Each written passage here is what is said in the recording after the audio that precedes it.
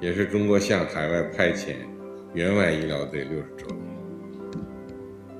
年。60年来呢，中方共向阿方派遣了27批医疗队，3522人次医务人员，累计诊治患者2700多万人次，接生了207万多的新生儿。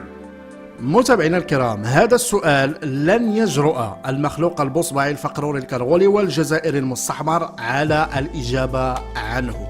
لماذا أصر الرئيس الصيني على إهانة وبهدلة وإحراج رئيس حضيرة الجزائر عبد المجيد حشكوم بهذه الطريقة المذلة والغير المسبوقة؟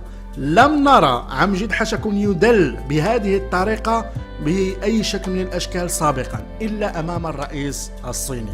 ودعني أقول لكم متابعينا الكرام على أن الصينيين أذكياء، ولن تنطلي عليهم تلك الشعارات والبروباغندا والأكاذيب ديال عبد المجيد حشكوم اللي كيحاول يديرها في كل اللقاءات ديالو مع أو في الزيارات ديالو الأخرى. دائما كتشوفوه كيحاول يمرر مغالطات ويمرر أكاذيب ويمرر أساطير لا أساس لها من الصحة، وشفناها بطبيعة الحال كيحاول يديرها حتى مع الروس. لكن الصينيين أهم شيء وأخطر شيء يمكن أن تهين به الصينيين وهو أن تهين به التاريخ ديالهم. كما تعلمون متابعينا الكرام، فعبد المجيد حشكوم سابقا كان يروج لأساطير على أن الجزائر عندها فضل على الصين، وأن الجزائر دخلت الصين الأمم المتحدة، وهذه الخزعبلات والأساطير والأكاذيب كلها.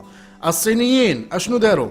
جا الرئيس الصيني حط معاه عبد المجيد حشكوم، أول شيء بدا كيديرها وهو كيقدم ليه أشنو داروا الأطباء الصينيين في حضيرة الجزائر، وقدم ليه بهدلة، قدم ليه فضيحة، قدم ليه إحصائية كارثية أمام الكاميرات وأمام الصحافة. قال ليه الأطباء الصينيين ساهموا وقاموا بعلاج 27 مليون مريض جزائري.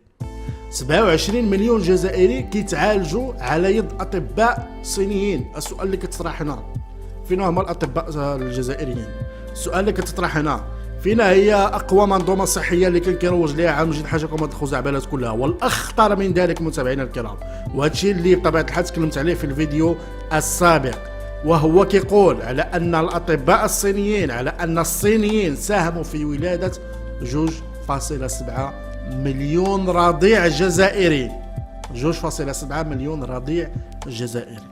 على ما أظن متابعينا الكرام، ما كاينش شي بهدلة أمام الكاميرات، ما كاينش شي إهانة أمام الكاميرات أكثر من هذه الإهانة اللي تلقاها عبد المجيد حشكوم. طبيعة الحال شفناه وهو يجلس ولم يستطع الرد ولم يستطع أن يقول أي شيء خلافا ما قاله الرئيس الصيني. تخيلوا معايا متابعينا الكرام، القوة الضاربة، الدولة القارة، أفضل منظومة صحية في العالم العربي وإفريقيا تهان بهذه الطريقة من طرف الرئيس الصيني، وهو يعدد له الفضل ديال الصين على حضيرة الجزائر، وكأنه يقول أنتم دولة متخلفة لدرجة على أنه حتى ولادة الرضع احنا اللي كنديروها لكم، حتى أبسط الأمور في ما يتعلق بالعلاج والطب وما إلى والصحة وما إلى ذلك من هذه الأمور احنا اللي كنديروها لكم. يقصد هنا بطبيعة الحال الصين، ما يعني على أن حضيرة الجزائر ما قادرينش يديروا أبسط الأمور في مجال الطب.